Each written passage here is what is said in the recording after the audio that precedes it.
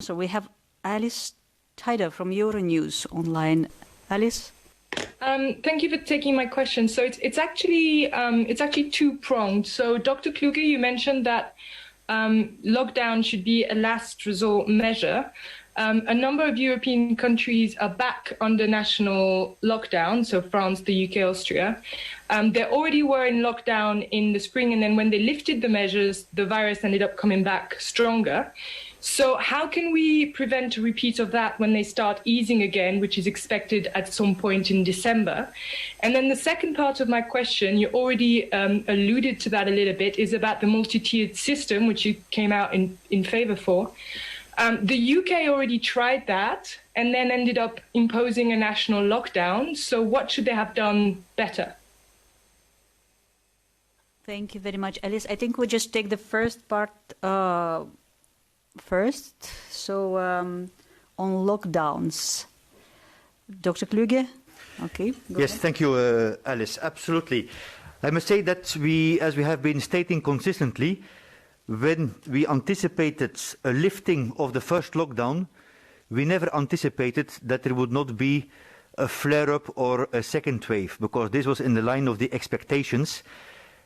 Key issue is that it should be done just like when countries are moving to a lockdown, the same principles should hold when countries are lifting. It means gradually and safe. We had a meeting with the 15 Ministers of Health a couple of weeks ago, and when we discussed the schooling, in few countries there was an outbreak of the schools, but the national authorities admitted that the measures were not implemented safe enough and gradual enough. So this is basically the key one, because you're right, if the second lockdown is lifted, the virus has not gone away.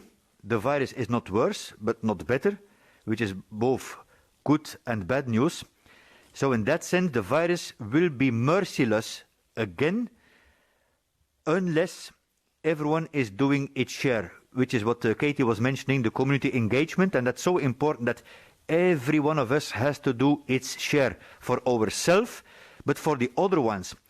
And that if young people, for example, feel less vulnerable, yes, maybe not to die less, but we also have the long COVID that we see examples of athletes and really people who are used to do sports and strong, weeks and months with abnormal periods of tiredness, mental health issues, anxiety, cannot sleep at night. So it's not a normal flu. So everyone has to do it. And then second, the local public health measures, right? So if there's a lockdown, the other message maybe to stress more is take advantage of that time to strengthen your test, trace, isolate, care system, so that it's not just wasted, because with a lockdown you will see in strict lockdown 2-3 weeks, an example, but take advantage then to strengthen your basic public health system. Maybe on the second one I will give to you, Kate. Thank you. I'd just like to reiterate that point the regional director made, is what comes after the lockdown is the biggest question at the moment. We're seeing that these partial lockdowns, or sometimes in 4 or 5 countries in the European region now, we're seeing what's called a full lockdown, although schools have on the large part remained open, which is a good thing. But what comes next is the main question.